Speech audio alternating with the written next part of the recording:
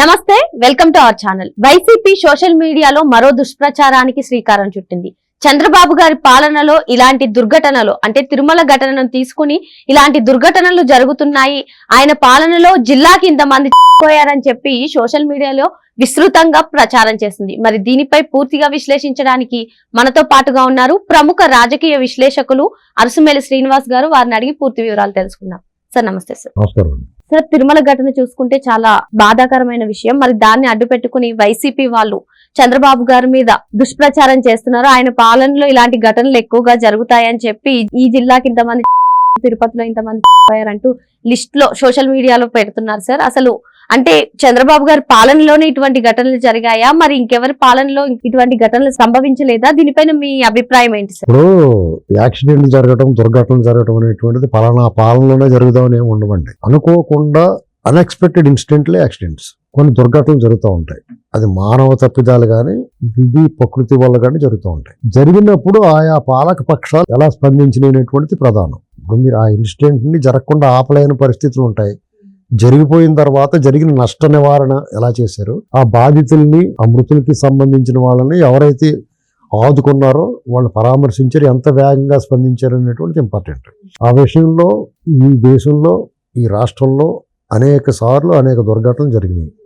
అందరి హయాంలోనూ జరిగినాయి. దానికి మినహాయింపు ఏమంటే ఒక పొరపాటు, ఒక దుర్మార్గం, లేకపోతే ఒక ఇలాంటి దుర్ఘటనలు జరగటం, ఒక విపత్తులు అనేటువంటి రాజశేఖర రెడ్డి అన్న వచ్చినాయి, కేసీఆర్ అన్న వచ్చినాయి, మోసయ్య గారు అన్న వచ్చినాయి, చంద్రబాబు అన్న వచ్చినాయి. దానికి ఎలా స్పందించారు అనేటువంటి చూసుకోవాలి. ఆ విషయంలో చంద్రబాబు గారిని ఎవ్వడూ తప్పు పట్టలేడు. ఇక చూస్తే మీరు జగన్మోహన్ రెడ్డి చూడండి, అంటే దరిద్ర దామోదర పాదం అనేటువంటిది ఎలా చెప్పాలంటే, వాళ్ళు ఏదో తెలియకుండా ఒకటంటే ఆరు అంటారనే సంగతి తెలియట్లేదు వాళ్ళకి. అసలు ఈ లెక్కలు వేసుకోవడమే తప్పు అంటాను నేను.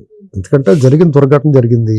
చంద్రబాబు నాయుడు గారు వచ్చి వాళ్ళందరినీ పరామర్శించి వాళ్ళకి ఏం చేయాలో చేసి అక్కడ ఉన్న అధికారుల మీద కారక లేని వాళ్ళ మీద చర్యలు తీసుకున్నాడు. జగన్మోహన్ రెడ్డి వచ్చి ఎన్నో నవ్వుకుంటే అలా చెప్తుంటే గ్యాంగ్ వేసుకుని అతను బుద్ధి మారదు. అతను బుద్ధి వక్రం, ఎప్పటికీ మారడండి. అతను దగ్గరికి, ఆ పేషెంట్ దగ్గరికి, అలా బాధల్లో ఉన్న వాళ్ళ దగ్గర పిచ్చినో నవ్వుతున్నాడు చూసారా, ఎప్పుడు మారుతాడు అతనికి చెప్పరా ఎవరు ఉన్నాయి. సరే, ఆ విషయం పక్కన పెడితే మీకు ఎల్జీ పాలిమర్స్ అని అక్కడ అనకాపల్లి దగ్గర ఒక గ్యాస్ లీక్ జరిగింది. ఏరియా మొత్తం దుకాణం సర్దేసుకుని చాలా మంది సర్దేసుకున్నారు. ₹1,00,00,000 అని చెప్పాడు. ఆ ఎల్జీ పాలిమర్స్ ఎవరిని బాధితుల్ని పరామర్శించకుండా ఆ ఎల్జీ పాలిమర్స్ యజమానితో ఎయిర్పోర్ట్ లోనే డీల్ మాట్లాడేసుకున్నాడు. పైగా ఆల్ చేతి ఇప్పించేసి తను ఇచ్చినట్టు చెప్పుకుంటాడు. అది కొంతమందికి ఇచ్చారు, కొంతమందికి ఇవ్వలేదు. అంటే పైగా డ్రామాలో విజయసాయి రెడ్డి, రోజా, ఇలాంటి కొంతమంది, అవంతి శ్రీనివాసరావు, వీళ్ళందరూ అక్కడ పడుకోవడం, ఓవర్ యాక్షన్ అండి. ఇది సరే, కచ్చలూరు బోట్ ప్రమాదం జరిగింది గోదావరిలో. వాళ్ళు ఆచూకీ కూడా దొరకలేదు. అసలు తీసుకోవాలి లేడు. వాళ్ళకి సహాయ పునరావాస కార్యక్రమాలు దేవుడేరు. ఆ బోట్ ని బయట తీసిపోయి లేడు. అది మానవ తప్పిదం వల్ల, ఏళ్ల పొరపాటు వల్ల జరిగింది కాబట్టి ఆ పోస్ట్ మార్టాలు లేకపోతే దాని గురించి వస్తే హర్ష్ కుమార్ అని మాజీ ఎంపీ ఒకరు దాని మీద ఫైట్ చేస్తే జైలు పడేశారు. అది ఎన్నాళ్ళకో కానీ తీశారు బయటకి. ఏంటండి దాని గురించి పరామర్శింపు. ఇలాంటి బోటు ప్రమాదాలు గట్రా జరిగినప్పుడు కనీసం వీళ్ళు 2-3 జరిగినాయి జగన్మోహన్ రెడ్డి హయాంలో. అసలు దాని గురించి అసలు మాట్లాడేవాడే లేడు. టీడీపీ ఉన్నప్పుడు జరిగింది.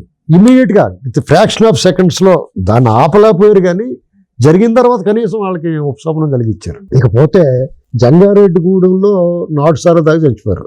నాటు సారా అయితే వీళ్ళ మంది కూడా అలాగే ఉండేది.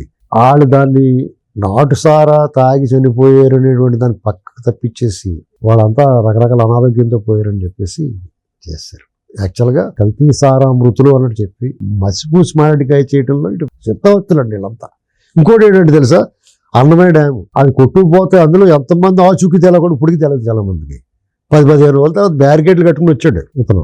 రైలు యాక్సిడెంట్ చెప్తే హెలికాప్టర్ నుంచి వెళ్తాడు ఇతను. చూసండి, ఇతను విమర్శించడానికి కూడా పదాలు దొరకలేదు, నోరు నొప్పిపోతుంది కూడా ఉన్నాయి. సార్, ఇప్పుడు మనం చూసుకున్నట్లయితే తిరుపతికి CM, deputy CM, home minister, ఇంకా మినిస్టర్స్, ఎమ్మెల్యేస్ అందరూ కూడా పరామర్శకు వెళ్తున్నారు. మరి వైసీపీ హయాంలో ఇటువంటి సంఘటనలు జరిగినప్పుడు ఎవరైనా అసలు మీ కాళ్ళ ప్రజలంటే చీమలతో సమానం అండి. చీమలు కలిసి చచ్చిపోయింది అనుకో, మీరు పెద్ద బాధపడరు. ఏమైంది కొంచెం ఇంకోటి ఏదైనా చిన్న జంతువు ఏమన్నా చచ్చిపోతాయి, అయ్యో పాపం అనుకుంటాను. చీమలైనా దోమలనే చంపేస్తే ఎవరి పెద్ద బాధ అలాగే చూస్తాడు అతను. రియా హాస్పిటల్లో కరోనా వచ్చింది చూసినప్పుడు ఆక్సిజన్ అంతకి ఎంతమంది చచ్చిపోయారండి. దాన్ని అడగడానికి వెళ్ళిన వాళ్ళు అందరూ అరెస్ట్ చేస్తారు. అసలు ఎన్నాటికన్నా ముందు ఈ దరిద్రుడు పాదం పెట్టగానే ప్రపంచం మొత్తానికి కరోనా తట్టేసుకుందా.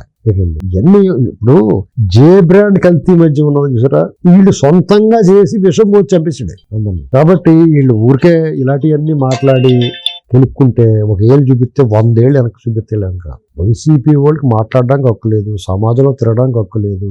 వాళ్ళు సమాజానికి పట్టిన రోగ క్రిమి. ఇలాంటి దుర్ఘటనలు జరిగినట్టు వాళ్ళు ఎంత దూరంగా ఉంటే అంతమంది దూరంగా ఉంచాలి. వాళ్ళు అతను దూసుకుని వస్తున్నాడు అనుకోండి, మోకాలు చెప్పులు తీసేసి కూర్చోబెట్టాలి. ఈ ప్రభుత్వం అంత కఠినంగా ఉండలేదు, ప్రజాస్వామ్యం ఉంటుంది ఈ ప్రభుత్వం. కాబట్టి అతను ఆటలు సాగుతున్నాయి, అతను మాట్లాడగలుగుతున్నాడు. ఇప్పుడు జగన్మోహన్ రెడ్డి చేసిన అరాచకం ఒక సౌమ్యుడి మీద, ఒక రాజనీతిజ్ఞుడి మీద, ఒక పెద్ద మనిషి మీద దౌర్జన్యం చేశాడు. కాబట్టి అందరూ తప్పు అన్నారు. అదే ఈ ప్రభుత్వం చేత ఎవరు తప్పు చేసేవయ్యా బాబు అంటారు. అలా చేయమని కోరుకుంటున్నాం. మరో అంశంతో మళ్ళీ కలుద్దాం. Thank you sir.